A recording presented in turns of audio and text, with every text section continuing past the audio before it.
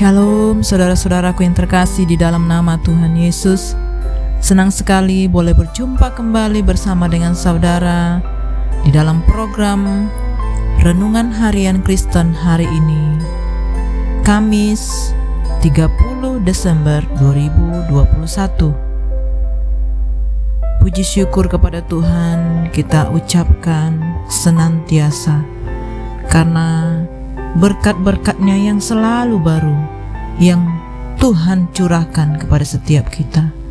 Dan pada saat ini setiap kita rindu lebih lagi untuk dapat mengenal pribadi Yesus, mengenal setiap kebenaran firman-Nya, dan kita tinggal di dalam kebenaran firman-Nya sehingga hidup kita dapat senantiasa mengalami perubahan, mengalami pencerahan, bahkan mengalami pribadi Tuhan sendiri. Baiklah saudara-saudara yang dikasihi oleh Tuhan, sebelum kita masuk lebih lagi untuk mendengarkan firman Tuhan, mari kita satukan hati untuk berdoa. Terima kasih Bapa yang baik, sungguh kami bersyukur kalau saat ini kami boleh datang kepada Tuhan, kami menikmati hadirat-Mu. Bahkan kami rindu lebih dalam lagi untuk mengenal pribadi Tuhan melalui firman-Mu. Ajar kami untuk duduk dengan tenang mendengarkan firman-Mu, untuk kami boleh mengerti isi hati-Mu. Bahkan kami dapat mengaplikasikan seluruh firman Tuhan di dalam kehidupan kami sehari-hari. Tuhan, terima kasih untuk firman-Mu yang terus membawa kami untuk semakin mengerti, untuk mengikuti jalan-jalan Tuhan, sehingga apa yang menjadi kehendak dan rencana Tuhan tergenapi di dalam kami. Terima kasih Bapa, kami siap mendengar firman-Mu hanya di dalam nama Tuhan Yesus. Amin. Nah, saudara-saudara yang terkasih, judul firman Tuhan hari ini adalah Silsilah Tuhan kita Yesus Kristus. Nats firman Tuhan kita hari ini tertulis di dalam Injil Matius 1 ayat 1 sampai 17. Saya akan membacakan firman Tuhan buat saudara-saudara.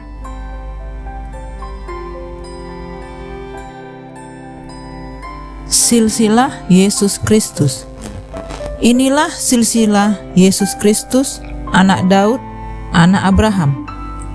Abraham memperanakkan Ishak, Ishak memperanakkan Yakub, Yakub memperanakkan Yehuda dan saudara-saudaranya.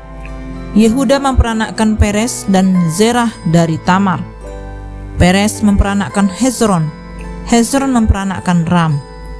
Ram memperanakkan Abinadab, Abinadab memperanakkan Nahason, Nahason memperanakkan Salmon. Salmon memperanakkan Boas dari Rahab. Boas memperanakkan Obed dari Rut. Obed memperanakkan Isai.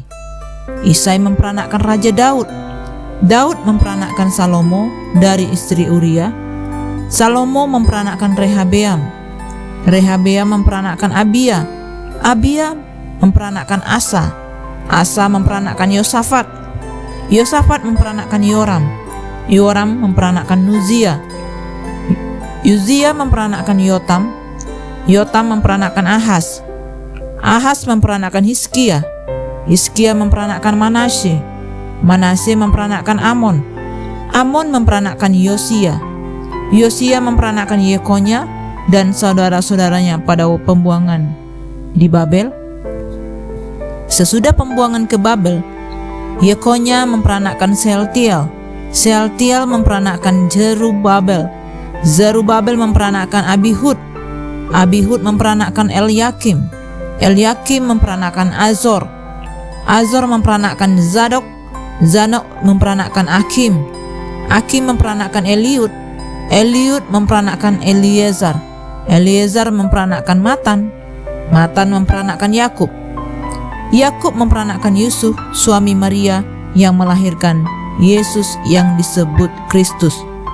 Jadi seluruhnya ada 14 keturunan dari Abraham sampai Daud. 14 keturunan dari Daud sampai pembuangan ke Babel, dan 14 keturunan dari pembuangan ke Babel sampai Kristus. Amin. Nah saudara, apa yang menarik dari membaca dan mempelajari silsilah? Bukankah semua itu hanya kumpulan nama orang-orang yang hidup pada masa lalu yang tidak ada kaitannya dengan kehidupan saat ini? Namun silsilah keluarga Yesus Kristus menyimpan fakta menarik. Yang pertama, Abraham, Ishak, dan Yakub adalah bapa orang percaya. Isai, Daud, Salomo, Yosafat, Hizkia, Yosia, dan Zerubabel adalah aktor-aktor penting dalam sejarah Israel. Bahkan, Daud dan Salomo dikategorikan sebagai raja besar Israel. Sementara Zadok, Eliud, Eleazar, dan Matan merupakan kakek Yusuf, suami Maria. Mereka adalah keturunan Lewi dan imam. Fakta kedua agak berbeda dari yang pertama. Meskipun lahir dari orang beriman, tetapi silsilah Yesus juga menyimpan aib. Misalnya, perselingkuhan Yehuda dan Tamar melahirkan Peres. Perselingkuhan Daud dan Batseba melahirkan Salomo. Uzia pernah kena kusta karena kelancangannya. Yotam pernah mengorbankan anaknya ke dalam api. Ahaz melakukan apa yang jahat dengan menyembah berhala. Manasye menurut tradisi memutilasi Yesaya. Garis keturunan ditarik terus ke bawah, tetapi bukan ke Maria ibu Tuhan kita, melainkan ke Yusuf suami Maria. Sebab orang Yahudi selalu menghitung silsilah berdasarkan kaum laki-laki. Walaupun demikian, Maria masih dari suku dan keluarga yang sama dengan Yusuf. Sehingga dengan demikian, baik melalui ibu maupun orang yang dianggap sebagai ayahnya, Yesus berasal dari rumah Daud. Namun haknya akan martabat itu diperoleh melalui Yusuf, yang secara daging tidak ada hubungan dengannya, untuk menunjukkan bahwa kerajaan Mesias itu bukan didirikan atas dasar keturunan Alamiah dari Daud. Pusat di mana seluruh garis keturunan itu bertemu adalah Yesus yang disebut Kristus. Inilah dia yang begitu amat didambakan, begitu ditunggu-tunggu dengan tidak sabar, dan kepadanya lah mata para bapa leluhur tertuju ketika mereka begitu menginginkan anak-anak agar boleh memperoleh kehormatan masuk ke dalam garis keturunan yang kudus itu. Terpujilah Allah, kita sekarang tidak berada dalam keadaan penantian yang demikian gelap dan berawan seperti yang dialami mereka ketika itu, melainkan boleh melihat dengan jelas apa yang dahulu seakan-akan terlihat melalui cermin yang samar-samar oleh para nabi dan raja. Tambahan lagi, kita boleh, kecuali karena salah kita sendiri, menerima kehormatan yang lebih besar yang melebihi kehormatan yang begitu mereka ingini. Sebab mereka melakukan kehendak Allah, memiliki hubungan yang lebih terhormat dengan Kristus dibandingkan mereka yang memiliki hubungan dengannya menurut daging. Jadi dari silsilah ini kita bisa belajar menarik pelajaran yang penting. Terlihat jelas bahwa kualitas seorang keluarga tampak dari silsilah Yesus tidak semuanya sempurna. Ada orang-orang baik tercantum di sana, namun ada juga orang yang mempunyai sejarah kelam. Mengapa Matius tidak mencoba menyembunyikan fakta hitam dari keluarga silsilah Yesus? Bukankah akan lebih baik jika Matius menyembunyikan sehingga kekudusan Yesus sebagai Allah tetap terjaga?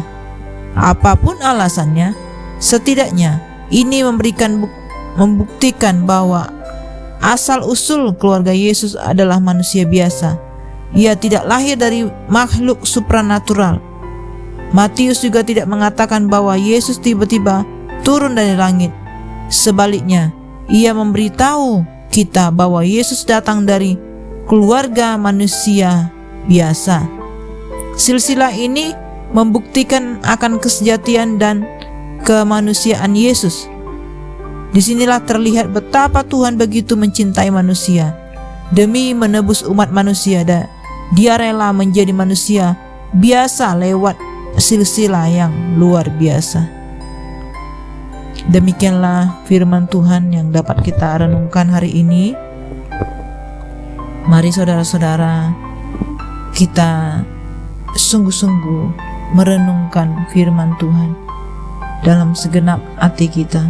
Kita percaya bahwa Roh Kudus yang menerangi pikiran kita, yang mengajar kita, sehingga saat firman Tuhan disampaikan, kami percaya setiap kami akan dibaharui, kami akan dipenuhi oleh Roh-Mu ya Tuhan.